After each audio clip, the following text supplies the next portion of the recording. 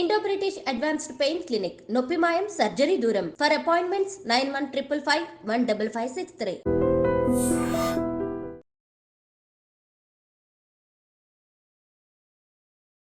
Welcome to iDream media. So రాత్రి నిద్రించే ముందు గోరువెచ్చని నీటిని తీసుకోవాలి. ఇది మన ఆయుర్వేదంలో చెప్పబడింది. ఇది ఒక ప్రాచీన వైద్య విధానము. ఈ రెమెడీని పాటిస్తే చాలా రకాల అనారోగ్య సమస్యలకు చెక్ పెట్టవచ్చట. మరి దీని గురించి పూర్తి వివరాలు తెలుసుకుందాం. ఈరోజు మనతో పాటు ఉన్నారు ప్రముఖ ఆయుర్వేద వైద్య నిపుణులు ప్రొఫెసర్ డాక్టర్ టి వేణుగోపాలరావు గారు from Ojas ayurvedic centre Chikkadpally. Doctor గారు నమస్తే. ధన్వంతరియే నమః. నమస్కారం. డాక్టర్ గారు, జనరల్గానే చెప్తూ ఉంటారు ఆయుర్వేదంలో చెప్పిన చిట్కాలన్నీ కూడా సో రూట్ కాజ్ ఏంటి దాన్ని ట్రీట్ చేస్తుంది. సో దానివల్ల మిగతా వచ్చే కాంప్లికేషన్స్ అన్నీ కూడా తగ్గిస్తూ ఉంటుంది. అయితే రాత్రిపూట గోరువెచ్చని నీళ్ళు తీసుకోవాలని ఈ ఆయుర్వేద గ్రంథాల్లో చెప్పబడింది. ఇది ఒక ప్రాచీనమైన ఒక రెమెడీ. అసలు ఏంటి డాక్టర్ గారు? ఇప్పుడు మీరు అడిగిన ఈ విధానాన్ని ఆయుర్వేద పరిభాషలో లేకపోతే ఆయుర్వేద వైద్య విధానంలో నిషి ఉష్ణోదక పానం అని చెప్పారనమాట. ఉష్ణోదక పానం. నిషి అంటే రాత్రి, ఉష్ణోదకం అంటే వేడి నీళ్ళు, పానం అంటే తాగడం. సింపుల్. రాత్రిపూట వేడి నీళ్ళు లేకపోతే గోరువెచ్చని నీళ్ళు తాగడం. నిషి ఉష్ణోదక పానం అని మనకు చాలా ఆయుర్వేద గ్రంథాలలో, ముఖ్యంగా భైషజ్య రత్నావళి, యోగరత్నాకరము, బసవరాజీయము ఇలాంటి గ్రంథాలలో మనకి దీని గురించి బాగా చెప్పారనమాట. అయితే ఈ నిషి ఉష్ణోదక పానం అంటే ఏంది, ఎలా తాగాలి, ఎవరు తాగాలి, ఎంతకాలం తాగాలి, ఇవన్నీ ప్రశ్నలు. సో దాదాపుగా నేను నా దగ్గరికి వచ్చే ఎక్కువ మంది పేషెంట్స్కి సజెస్ట్ చేసేది అంటే 170% మందికి, అంటే వాళ్ళ అవసరం, ఇది తాగాల్సిన అవసరం వాళ్ళకి ఇది నేను సజెస్ట్ చేస్తాను. దాదాపు 15 ఏళ్ళ నుంచి నేను ఇది సజెస్ట్ చేసుకుంటూ వస్తున్నాను. అద్భుతమైన ఫలితాలు ఉంటాయమ్మా. చాలా సింపుల్ రెమెడీ, సింపుల్ చిట్కా. మన చిట్కా అంటే మనము ఏదో మనము దీన్ని చిన్న చూపు చూడొద్దు, దాంట్లో ఎంతో సైంటిఫిక్ రీజన్ ఉంటుందన్నమాట. నేను చెప్తాను దీన్ని ఎలా చేసుకోవాలి. నిషి ఉష్ణోదక పానం అంటే ముఖ్యంగా ముందు ఉష్ణోదకం అంటే వేడి నీళ్ళు, దాన్ని ఎలా తయారు చేయాలి, ఎట్లా చేసుకోవాలి అంటే మామూలు మన ప్రిపరేషన్ కూడా చాలా వేరుగా ఉంటుంది. ఏదో నీళ్ళు గోరువెచ్చ చేసుకొని పొయ్యి మీద పెట్టి గిన్నెలో వేడి నీళ్ళు వేసుకొని తాగడం కాదు, దానికి ఒక పద్ధతి ఉంటుంది అన్నమాట. సో ఆ పద్ధతి ఎందుకు చెప్పారనేది కూడా దానికి రీజన్ చెప్తాను. ముందుగా ఎలా చేసుకోవాలంటే మామూలుగా మనం తాగే నీళ్ళు, చాలామందికి అపార్ట్మెంట్లు ఉన్న వాళ్ళకి RO నీళ్ళు మాత్రమే దొరుకుతాయి. లేదు, కొంతమందికి మున్సిపల్ ట్యాప్ నీళ్ళు దొరుకుతాయి, కొంతమందికి బావి నీళ్ళు దొరుకుతాయి, మినరల్ వాటర్ కూడా దొరుకుతాయి. కాకపోతే ఏంటంటే వీలైనంత వరకు మినరల్ వాటర్ అవాయిడ్ చేయండి, RO వాటర్ కూడా అవాయిడ్ చేయండి వీలైతే. దీని కొరకు ఏం చేయాలంటే ఒక గ్లాసు నీళ్ళు లేకపోతే 2 గ్లాసుల నీళ్లు తీసుకోండి. ఇప్పుడు నేను చెప్పిన నీళ్ళని తీసుకొని ఆ 2 గ్లాసుల నీళ్లు మరగపెట్టాలన్నమాట. ఎంతవరకు మరగపెట్టాలి అంటే 2 గ్లాసుల నీళ్లు అర గ్లాస్ అయ్యే వరకు మరగపెట్టాలి, లేకపోతే 4 కప్పుల నీళ్లు 1 కప్పు అయ్యే వరకు మరగపెట్టాలన్నమాట. ఇప్పుడు తీసుకోవాల్సింది ట్యాప్ వాటర్. ట్యాప్ వాటర్ అయితే చాలా మంచిది, ఎందుకంటే ట్యాప్ వాటర్ మనకి కృష్ణా వాటర్ కానీ మంజీరా వాటర్ కానీ మనకి నదుల నీళ్ళే దాదాపుగా మనకి మున్సిపల్ వాటర్ తీసుకుంటే మంచిది అనమాట. బావి నీళ్ళైనా మంచిది. దీన్ని చతుర్భాగ అవశేష ఉష్ణోదకము అంటారు. అంటే ఒక భాగాన్ని 4 భాగాలు అయ్యే వరకు మరగబెట్టిన నీళ్ళు అనమాట. లేదు మాకు ఇంకా కొంచెం తొందరగా కావాలి, మాకు అంత టైం లేదంటే అర్ధ భాగ అవశేషం, అంటే 2 కప్పుల నీళ్ళు 1 కప్పు అయ్యే వరకు, లేకపోతే 1 గ్లాసు నీళ్ళు అర గ్లాస్ అయ్యే వరకు అర్ధ భాగ అవశేషం.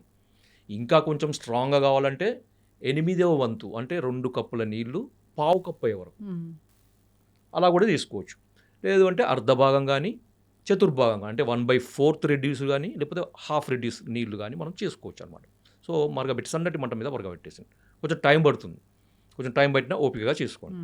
చేసుకొని దీన్ని ఏం వడపోయాల్సిన అవసరం లేదు, దాన్ని డైరెక్ట్గా మనము తాగగలిగేంత వేడిగా ఉన్నప్పుడు మీరు టీ లాగా తాగేసేయండి. తాగగలిగేంత వేడిగా ఉన్నప్పుడు దీన్ని తాగాలన్నమాట. సార్ మరి ఇది ఎప్పుడు తాగాలి అంటే దీనికి ఒక పద్ధతి కూడా ఉంది, తయారు చేసుకునే పద్ధతి ప్లస్ తాగే విధానం. ఎప్పుడు అంటే రాత్రిపూట భోజనం చేసిన తర్వాత 2 గంటల గ్యాప్ ఇచ్చి తాగాలన్నమాట. ఎందుకు అంటే మనకు తీసుకున్న ఆహారము పూర్తిగా జీర్ణమయ్యి మనకి పొట్టలోకి వచ్చినప్పుడు ఇది తీసుకోవాలన్నమాట. సో అందుకని ఏంటంటే మనకి ఈ ఫుడ్తోని కలవడం జరగదు. మామూలు ఉదాహరణకి మీరు 7 గంటలకి లేకపోతే 8 గంటలకు మీరు రాత్రి డిన్నర్ చేస్తారనుకోండి, 10ంటికి తీసుకోండి. లేకపోతే కొంచెం ఎర్లీగానే తీసుకోవాల్సిన మీకు అనిపిస్తే 7 గంటలకు మీరు భోజనం చేసేసి 9 గంటల వరకు తీసుకొని మీరు ఒక 10 నిమిషాల తర్వాత పడుకోండి, లేకపోతే అర్ధ గంట తర్వాత పడుకోండి, మీ ఇష్టం. కానీ తిన్న తర్వాత మాత్రం అంటే రాత్రి డిన్నర్ తర్వాత మాత్రం ఒక 2 గంటల గ్యాప్ మాత్రం ఖచ్చితంగా ఇవ్వాలి. ఓకే. ఓకే. ఇది తీసుకునే టైము, మనం తయారు చేసుకునే పద్ధతి. రెండవది సార్, మరి దీనివల్ల మనకు ఉపయోగాలు ఏంటి? అందరికీ మనకి డౌట్ కదా, మీరు తీసుకోమన్నారు మేము తీసుకుంటాం, కానీ దీనివల్ల ఏం సార్, మాకేం బెనిఫిట్, ఎందుకు తీసుకోవాలి సార్, మాకేం పని లేదా అని అడుగుతారు కదా. చెప్తాను. దీనికి ఏంటంటే మొట్టమొదటి ఉపయోగం ఇది, నేను ఒక ఆయుర్వేద దీనికి సంబంధించిన ఒక శ్లోకాన్ని మీకు ఎక్స్ప్లెయిన్ చేస్తాను అనమాట. నా దగ్గర ఉంది అది. దీన్ని ఏమని చెప్పారంటే నిషి ఉష్ణోదక పానం శ్లేష్మ ఆమ మేధోగ్నం వస్తిశోధన దీపనం శ్వాసకాస జ్వరహరం పీతం ఉష్ణోదకం నిషి. దీంట్లో మనం గమనించాల్సింది ఏంటంటే ఆమదోషము, తర్వాత శ్లేష్మ దోషము, తర్వాత మేధోగ్నం, మేధస్సు అంటే ఫ్యాట్. ఎవరైతే ఇంతకుముందు నేను కొన్ని ఒబెసిటీకి వాడే మందులకు అనుగుణంగా అవి వాడుతూ కూడా రాత్రిపూట ఈ ఇప్పుడు నేను చెప్పిన విధానంలో వేడి నీళ్ళు కనుక తాగితే మనకి ఫ్యాట్ కూడా తగ్గుతుంది. ఖర్చు లేని వైద్యం అన్నమాట. కొంతమందికి ఏ మందు వాడడం సార్, ఎక్సర్సైజ్ చేయం, డైట్ చేయం, ఏదైనా టిప్ చెప్పండి అంటే ఇది చెప్తాను నేను. ఇంకొకటి ఏంటంటే శ్వాసకాస పీనసం, అంటే మనకి అలర్జిక్ రైనైటిస్, కొంతమంది లేవగానే తుమ్ములు, దగ్గు, ముక్కు కారడము, కళ్ళు ఎర్రబడి, తర్వాత అంత ఛాతీలో అంత శ్లేష్మ, వీళ్ళందరికీ కూడా ఉపయోగం అనమాట. రెగ్యులర్గా తాగండి. మీకు తీసుకునే మందులకు అడిషనల్గా ఇది కనుక మీరు చేస్తూ ఉంటే మీకు మందులు అద్భుతంగా పనిచేస్తాయి. మందులు ఎక్కువ కాలం వాడాల్సిన అవసరం లేకుండా తక్కువ కాలంలో వాటి రిజల్ట్స్ కనపడతాయి అనమాట. తర్వాత ఇంకొకటి కాన్స్టిపేషన్, ఉదయం లేవగానే చక్కగా మోషన్ అవుతుంది, ఫ్రీగా మోషన్ అవుతుంది. తర్వాత డే అంతా కూడా ఎనర్జెటిక్గా ఉంటారు అనమాట. ఎందుకంటే దీనికి ఆమదోషహరం అని చెప్పారు. ఆమం అంటే టాక్సిన్స్, అవి బయోటాక్సిన్స్, ఫుడ్ వల్ల వచ్చేవి, మెటబాలిక్ యాక్టివిటీలో వచ్చే టాక్సిన్స్, లేకపోతే రకరకాల టాక్సిన్స్ని మనమే ఆమదోషం కింద. ఆమదోషం అది పెద్ద టాపిక్ అది. సో ఆమదోషం ఉన్నప్పుడు శరీరంలో అంత బరువు, నీరసము, లేకపోతే ఎప్పుడు చిన్న పని చేసిన తొందరగా అలసిపోవడము, లెథర్జీగా ఉండడము, దేని మీద కాన్సన్ట్రేషన్ లేకపోవడము, కొంచెం పని చేసినా కూర్చోవాలనిపించడం, కూర్చున్న తర్వాత పడుకోవాలనిపించడం, పడుకున్న తర్వాత పూర్తిగా నిద్రలో జారుకోవాలనిపించడము, తర్వాత చిరాకు, చిన్నదానికి చిరాకు, ఏదైనా కొద్దిగా సౌండ్ విన్నా కానీ ఆయాసంలాగా రావడం, దడలాగా రావడం, కోపం రావడం, రెస్ట్లెస్నెస్, ఇవన్నీ ఉంటాయి అన్నమాట. ఇవన్నీ కూడా ఆమదోషానికి సంబంధించినవి. సో ఇవి తీసుకోవడం వల్ల ఏమంటే బాడీ డిటాక్స్ అవుతుంది, శరీరంలో ఉన్న మనకి టాక్సిన్స్ అన్నీ కూడా పోతాయి అన్నమాట. పోయి బ్లడ్ ప్యూరిఫై అవుతుంది, మన పేగులలో ఉండే మలం, చెత్త చెదారము, తర్వాత మలం, మన టాక్సిన్స్ అన్నీ కూడా బయటికి వెళ్ళిపోతాయి. వెళ్ళిపోయి మనకి రోజంతా హుషారుగా ఉండేటట్టు చూస్తుంది అన్నమాట. సింపుల్ రెమెడీ, చాలా సింపుల్ రెమెడీ. ఎంత మనకి దీనికి ఏమైనా ఖర్చు ఉందా? ఏం లేదు. నీళ్ళు తాగి పడుకోవడం, పాలు తాగే బదులు పాలు, కొంతమంది జ్యూస్లో తాగే అలవాటు ఉంటుంది, అవన్నీ మానేయండి. మీరు జస్ట్ ఒక నీళ్ళు తాగండి, వేడి నీళ్ళే తాగండి, ఖర్చు లేని పని తాగండి. మీరు ఇవన్నీ బెనిఫిట్స్ వస్తాయి. తర్వాత ఇంకొకటి ఏంటంటే కొంతమందికి స్కిన్ డ్రై అవుతుంది, ఇప్పుడు చలికాలం కదా, స్కిన్లో హైడ్రేషన్ కూడా అవుతుంది, చర్మం మొత్తం తేమగా ఉంటుంది, స్కిన్ కలర్ కూడా పెరుగుతుంది దీంతో. ఎందుకంటే టాక్సిన్స్ అన్ని పోతుంటాయి కదా, బ్లడ్ ప్యూరిఫై అవుతుంది కదా, స్కిన్ కూడా మంచిగా గ్లో పెరుగుతుంటుంది, చూడగానే ఏదో హెల్తీగా కనపడుతుంది, ముఖం కూడా తేజస్సుగా కనపడుతుంది. సో ఇన్ని బెనిఫిట్స్ ఉన్నాయి. తర్వాత ఇంకొకటి ఏంటంటే ఇది కొంతమందికి ఈ హెచ్డిఎల్ లెవెల్, ఎల్డిఎల్ లెవెల్, మనకి లిపిడ్ ప్రొఫైల్ అంటారు కదా, లిపిడ్ ప్రొఫైల్లో హెచ్డిఎల్ లెవెల్ మనకి తక్కువ ఉండడం, ఎల్డిఎల్ లెవెల్ ఎక్కువ ఉండడము, టోటల్ కొలెస్ట్రాల్ ఎక్కువగా ఉండడం, వీళ్ళకి కూడా ఇది వాడుతుంటే, ఆ మందులకు అడిషనల్గా వాడుతుంటే కూడా మంచి బెనిఫిట్స్ ఉంటాయి. సరే ఇవన్నీ చెప్పారు. మీరు ఇంట్రెస్ట్ ఉన్న వాళ్ళు ఈ పార్ట్ చూడండి, ఈ లాస్ట్ పార్ట్. ఇది కారణం చెప్తాను నేను ఎందుకు ఇది ఇంత అద్భుతంగా మీరు చెప్తున్నారు, దీని యొక్క ప్రాముఖ్యత ఏంటిది, అసలు దీని వెనకాల ఉన్న సైంటిఫిక్ రీజన్ ఏంటి. సింపుల్ అమ్మా, మనకి శరీరంలో స్రోతస్సులు అని ఉంటాయన్నమాట, నాడులు అని అంటారు. సూక్ష్మ నాడులు, స్థూల నాడులు అంటే సప్టిల్, అంటే మనకి సూక్ష్మ అంటే సప్టిల్గా ఉండే నాడులు అంటే మార్గాలు, పతాలు, వేస్, తర్వాత మనకి capillaries, blood vessels, capillaries, lymphatic డ్రైనేజ్కి సంబంధించినవి, తర్వాత వీన్స్, వీటి ఆర్టరీస్, నర్వ్ కండక్షన్ సంబంధించిన నర్వ్స్, వీటన్నిటిని కూడా మనం స్రోతస్సుల కింద తీసుకోవచ్చు. అవి కంటికి కనబడని వాటిని మనకి సన్నగా ఉండే వాటిని సూక్ష్మ స్రోతస్సులు అంటారు. స్థూల స్రోతస్సులు అంటే మనకి గ్యాస్ట్రో ఇంటెస్టైనల్ సిస్టంలో ఉండే మనకి పేగులు, తర్వాత ఇవన్నీ కూడా మనకి స్థూల స్రోతస్సుల కింద తీసుకోవచ్చు. వీటన్నిటి కూడా మార్గాలు అన్నమాట. అంటే మనకి వాత, పిత్త, కఫాలు కానీ, ఆహారం కానీ, తర్వాత రసధాతు కానీ, ధాతులు కానీ, రక్తం కానీ, మలినాలు కానీ, ద్రవ పదార్థాలు కానీ, ఒక మనకి నర్వ్ కండక్షన్ కానీ ఒక దగ్గర నుంచి ఇంకో దగ్గరికి మూవ్ కావాలంటే ఈ స్రోతస్సులు క్లియర్గా ఉండాలి. ఓకే, ఎప్పుడైతే ఈ స్రోతస్సులలో లేదా ఈ మార్గాలలో, ఈ దారులలో అడ్డంకులు ఉంటాయో వాటిని స్రోతావరోధము అంటారు.